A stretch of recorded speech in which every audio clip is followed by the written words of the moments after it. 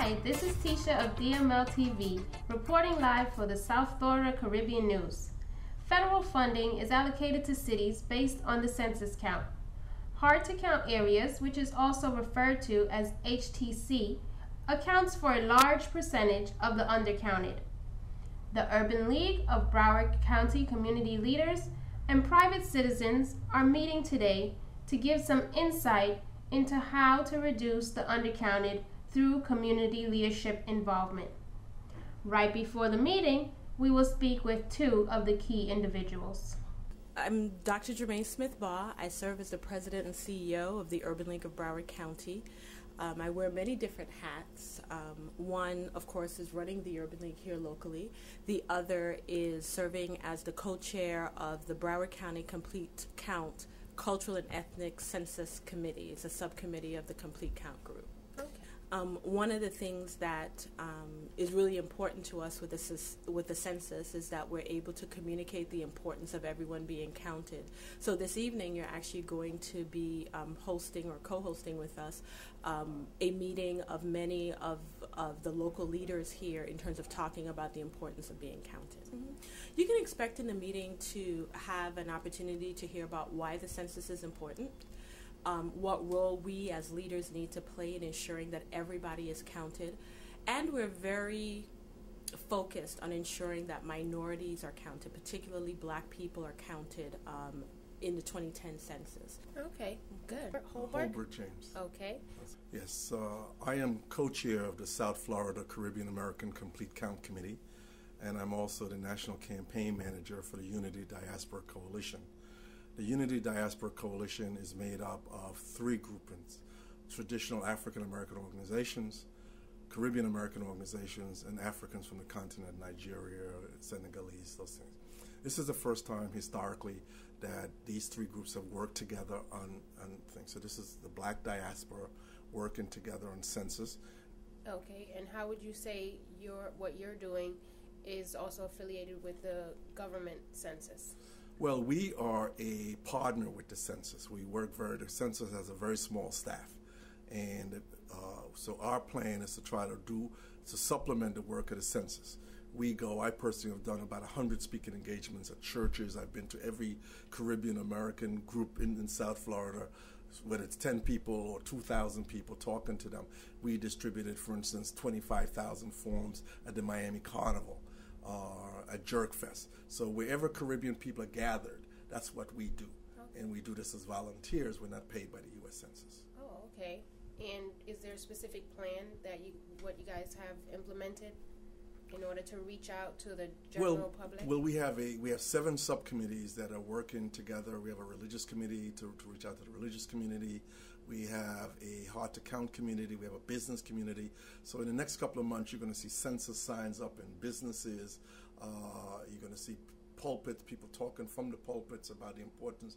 We're particularly concerned in the Caribbean American community and the continental African community because a large number of people are undocumented. They don't have papers. And the census counts everybody, whether you're a citizen or not. So part of our message is to get that word out to people that you need to fill out the form whether you're a citizen or not. Okay, you mentioned that a lot of people do not have papers. How do you think that, or what do you guys have in play so that these people can be Well, there are two things. The census guarantees people that the data that is collected is secret for 75 years. That's the first thing. Second of all, going back to the religious community, part of what we need the religious community to do, because people will trust their pastors and their ministers, is to assure people that this information will be kept confidential.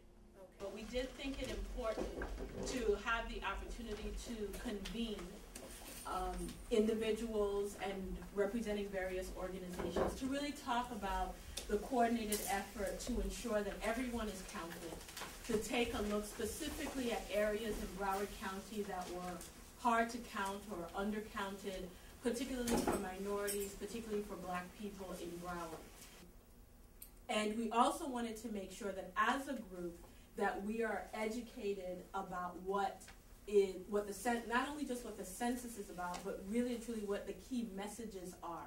One of the things I want to say up front, Broward ought to be very proud of itself. The first complete count committee that was organized in the United States was organized in Broward. 25,000 copies of this was distributed at Miami Broward Carnival, 5,000 at Kitty's Carnival, 10,000 at Jerk Fest. It's in English, Spanish, Creole, and Portuguese. And wherever I've gone nationally, and I've been in a bunch of places nationally, which I'll talk about in a minute, we hand this information out because we think, and it has been well received, including people at the Census Bureau headquarters. All right, it's a short form this year. All right, 10 questions in 10 minutes is the census slogan. Now, there are other questions for second and third and fourth and fifth and sixth members in the family, but the first page is 10 questions. The point that I want to make about question 9 for all of you who have it in front of you is you will not see any Caribbean countries on there, and there's no African countries on there. So Ms. McIntosh, Jamaica's not on there. I wonder why. All right? And so for many of us, when you try to get people to fill out this form, they say, well, where are we? So one of the things that was agreed on this meeting in March is that we will begin a campaign to get people to write in the country of origin. Okay. Census in schools. There's a major program called Census in Schools. The data shows that in 2000, that the best way to reach caregivers, and I say caregivers, not parents, because we have grandparents, foster parents, all kinds of people taking care of kids, was kids coming home from school to the caregiver asking them, did you fill out a form? Almost a third of the Florida population live in hard-to-count areas. The last piece I want to turn my hand to is, because this is where the rubber meets the road, is the thing that says cost of undercounting. We need to become very familiar with these numbers. Yes, it's on the flip side of this. Because of the undercount, $4.1 billion was lost to these communities. And you see, we don't have Broward on here because they have the largest counties. But if you look at Miami-Dade is on there. So you see, all right? And folks, it's $1,300 per person is lost every year. So for 10 years, that's 13,000. So if it's 1,000 people undercounted in Broward, it's 13 million. You do the math. Commissioner Bobby DuBose, City of Fort Lauderdale, very committed to the census. We got a lot going. Yeah, I actually got this. I wear it since I got it last week from Gloria. We have a complete count committee that's up and going. We have a lot of things that we're doing in the city in regards to census, so we'll definitely be there on Monday. And I just want to know whether the Postal Service has been involved in any of this census process.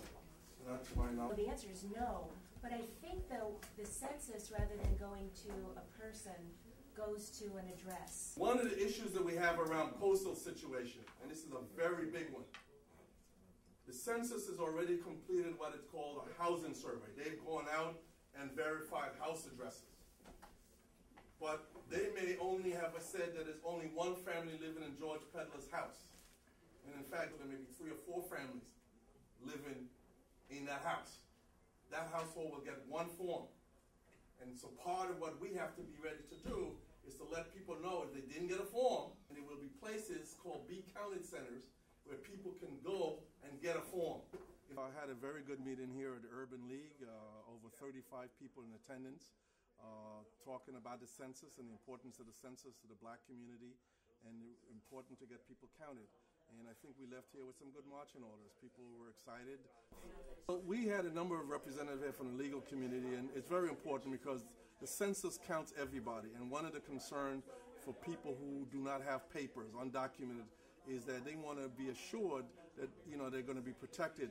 And so we want to get the word out that there will be lawyers available just in case. We want to make sure that there are lawyers available at no cost to anyone who may be involved in filling out a census form. Well, one of the critical issues is the importance of dollars. For every person who's not counted, that's $1,300 that's lost per year over a 10-year period. That's $13,000.